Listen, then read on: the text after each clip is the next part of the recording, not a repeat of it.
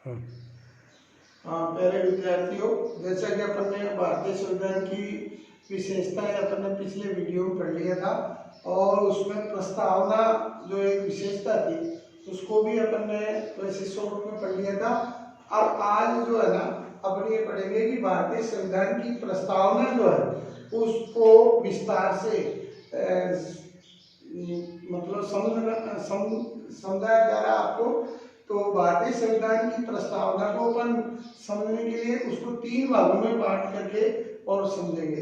तो भारतीय संविधान की जो प्रस्तावना है उसको 3 भागों में बांटने के लिए सबसे पहले है घोषणात्मक भाग, यानी हमारे जो भारतीय संविधान की प्रस्तावना का जो पहला भाग है वो घोषणात्मक भाग है। इसका जो है ना हम भारत के लोग, यानी घोषणात्मक भाग में सबसे पहले अपन पढ़ते हैं ना तो उसमें ये आता है हम भारत के लोग। ये इसका अर्थ भी अपन ने पहले विस्तार से पढ़ा था। हम भारत के लोग यानी संविधान निर्माताओं के अनुसार संप्रभुता अर्थात अंतिम शक्ति भारतीय जनता में निहित है। सरकारों तथा उनके अंगों के पास जो शक्तियां है, यानी सरकार के पास या सरकार के जो अंग कार्यपालिका, व्यवस्थापिका, न्यायपालिका जो अंग है उनके पास जो शक्तियां हैं वो जनता द्वारा ही दी हुई है। प्रस्तावना में प्रयुक्त शब्द हम भारत के लोग जो है ना इस संविधान को अंगीकृत, अधिनियमित व आत्मनिर्भर करते हैं। इसका अर्थ है, यानी इस पद का अर्थ ये हुआ कि हम भारत के लोगों के द्वारा जो संविधान है ना उसका स्रोत भी भारत की जनता ही है। अर्थात जनता के द्वारा जो संविधान सभा के जो सदस्य चुने थे उन प्रतिनिधियों की सभा द्वारा ही इस संविधान का निर्माण हुआ था और उसको अंगीकृत भी उन्हीं के द्वारा किया था। दूसरा जो भाग है वो है उद्देश्य भाग। उद्देश्य भाग यानी प्रस्तावना के उद्देश्य भाग को हम निम्नलिखित 5 बिंदुओं के द्वारा स्पष्ट रूप से समझ सकते हैं। उनमें पहला बिंदु जो है ना संपूर्ण प्रभुत्व संपन्न। अब इस संपूर्ण प्रभुत्व संपन्न शब्द का अर्थ है कि भारत पूर्ण रूप से मतलब स्वतंत्र है। उसके आंतरिक बाह्य यानी देश के आंतरिक और बाह्य विदेशी मामलों में किसी भी देश का या किसी भी विदेशी शक्ति का कोई नियंत्रण नहीं होता। भारत अपने निर्णय जो है ना किस देश से कैसे संबंध रखेगा उसके मामले जो है ना वो स्वयं निर्णय करता है। किसी बाहरी संस्था या किसी बाहरी देश, दूसरे देश की या किसी विदेशी शक्ति का उसके ऊपर दबाव नहीं रहता है। दूसरा जो बिंदु आ रहा है वो है समाजवाद। हमारा संविधान जो है ना वो भारतीय समाज के कमजोर और पिछड़े वर्गों के कल्याण और उनके जीवन स्तर को ऊंचा उठाने के लिए भी प्रयास करता है। और इसके लिए भारतीय संविधान की इस उद्देश्य की पूर्ति के लिए भारतीय संविधान की प्रस्तावना के अंदर 42वें संविधान संशोधन जो 1976 में किया गया उसके द्वारा एक शब्द जोड़ा था समाजवाद। इस समाजवाद का अर्थ यही था कि समाज के अंदर जो व्याप्त प्राचीन काल से असमानता है उस आर्थिक असमानता या विषमता को दूर करने के लिए ये प्रयास किया और इसी के तहत हमारे देश में एक मिश्रित अर्थव्यवस्था अपनाई गई। भारतीय संविधान की जो प्रस्तावना का विवरणात्मक जो भाग था ना घोषणात्मक, उसमें तीसरा बिंदु था पंथ निरपेक्ष।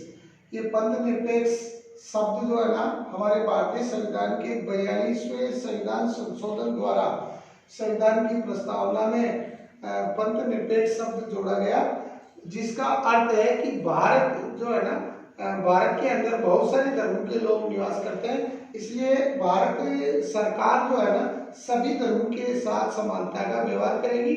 सभी धर्मों के लोगों को अपने अपने रीति रिवाजों, अपने अपने विश्वासों, अपनी संस्कृति इनको मानने का सभी को समानता के आधार पर संरक्षण देगी। चौथा बिंदु आ रहा है लोकतांत्रिक। इसका अर्थ हुआ कि भारत में जो राज सत्ता है उसका प्रयोग जनता द्वारा चुने प्रतिनिधियों के द्वारा किया जाएगा, यानी जनता ही, या जैसा आपने पहले पढ़ा लोकतंत्र का मतलब जनता का, जनता के लिए, जनता के द्वारा किया जाने वाला शासन। तो हमारे देश के संविधान निर्माताओं ने लोकतंत्र को अपनाया है, इसलिए लोकतंत्र के अंदर जनता अपने प्रतिनिधि चुनती है और वो प्रतिनिधि ही सरकार बनाते हैं, और वो सरकार जो बनती है उन प्रतिनिधियों के द्वारा, वो सरकार जनता के प्रति उत्तरदायी रहती है। तो ये हमारे संविधान में भी ये कहा गया है कि हमारा संविधान जो है, भारत जो है ना लोकतांत्रिक देश होगा, और यहाँ प्रतिनिधि जो जनता द्वारा चुने जाएंगे वो जनता के प्रति उत्तरदायी रहेंगे। तो 5वां बिंदु है गणराज्य। गणराज्य का मतलब ये होता है कि शासन का जो है ना, शासन और राष्ट्र दो अलग अलग प्रमुख होते हैं। हमारे देश में भी एक देश का मुखिया होता है, एक शासन का मुखिया होता है। तो देश का मुखिया या राष्ट्र का मुखिया जो होगा वो हमारे देश के संविधान निर्माताओं ने ये बताया है कि भारत एक गणराज्य होगा। और गणराज्य का अर्थ होता है कि यदि शासन का राष्ट्र का प्रमुख अगर जनता द्वारा प्रत्यक्ष या अप्रत्यक्ष रूप से चुना जाए, न कि वंशानुगत परंपरा से। यानी कई देशों में जैसे अपन देखते हैं कि राजाओं के शासनकाल में राजा के मरने के बाद राजा का बेटा ही राजा बनता था, तो ऐसा नहीं होगा। यानी हमारे संविधान के अंदर गणराज्य शब्द जोड़ा गया। तो हमारे यहाँ जो है ना राष्ट्र का जो प्रमुख है वो जनता द्वारा चुना जाएगा, न कि वंशानुगत परंपरा से चुना जाएगा। अब जनता प्रत्यक्ष रूप से भी चुन सकती है, अप्रत्यक्ष रूप से भी राष्ट्र के प्रमुख को, लेकिन वो वंशानुगत नहीं चुना जाता हमारे यहाँ। तीसरा जो है ना प्रस्तावना का, वह है विवरणात्मक भाग। इस भाग को समझने के लिए प्रस्तावना में दिए गए शब्द जैसे सामाजिक, आर्थिक, राजनीतिक न्याय, स्वतंत्रता, समानता, व्यक्ति की गरिमा, राष्ट्र की एकता, बंधुत्व, ऐसे शब्द आए हैं जिनको हम दो भागों में बांट करके समझ सकते हैं। जैसे सामाजिक, आर्थिक व राजनीतिक न्याय। सामाजिक न्याय यानी समाज के सभी लोग जो है ना समान, सामाजिक रूप से सभी के अंदर समानता हो। आर्थिक यानी रुपए पैसे के आधार पर भी लोगों में समानता नहीं हो, इसके लिए भी सरकार ने हमारे विभिन्न वर्गों को आरक्षण दे करके या उनको जो है ना विकास करने के लिए कई जो है ना प्रावधान किए हैं। आर्थिक न्याय देने के लिए भी 39वें अनुच्छेद के अंदर इसके बारे में कहा गया है। इसी तरह राजनीतिक न्याय देने के लिए हमारे यहाँ संविधान निर्माताओं ने सभी भारतीय जो मतलब वयस्क व्यक्ति माने जाते हैं उनको अपना प्रतिनिधि चुनने के लिए वयस्क मताधिकार का एक अधिकार दिया है। इससे राजनीतिक न्याय प्राप्त हुआ है। इसी तरह स्वतंत्रता, समानता व बंधुत्व, सभी को भारतीय संविधान स्वतंत्रता देता है, समानता देता है और बंधुत्व यानी भाईचारे के साथ रहने की बात भी कहता है। यानी खुद भी जियो और दूसरों को भी जीने दो। इसके बारे में संविधान के अंदर ये कहा गया है। चलो, अतः ऊपर वर्णित बिंदुओं के आधार पर कहा जा सकता है कि भारत के संविधान की प्रस्तावना जो है ना संविधान का एक सार व आत्मा है। भारतीय संविधान की प्रस्तावना के 3 प्रमुख वाद हैं। एक बेरुबारी वाद या यूनियनवाद जो 1960 में हुआ। दूसरा केशवानंद भारती बनाम केरल राज्य 1973। ये जो है ना ये इस वाद के आधार पर पहली बार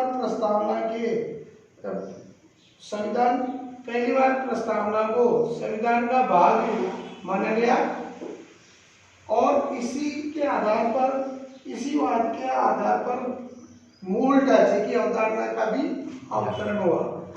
तीसरा केशवानंद भारती बनाम सरकार 1976, इसके द्वारा पहला प्रथम और अंतिम बार प्रस्तावना के अंदर 42वां संविधान संशोधन करके 3 शब्द जोड़े संविधान की प्रस्तावना में, पहली बार और अंतिम बार है ना, 3 शब्द जोड़े गए, जो एक तो पंथ निरपेक्ष, समाजवाद और एक अखंडता जैसे शब्द जोड़े गए।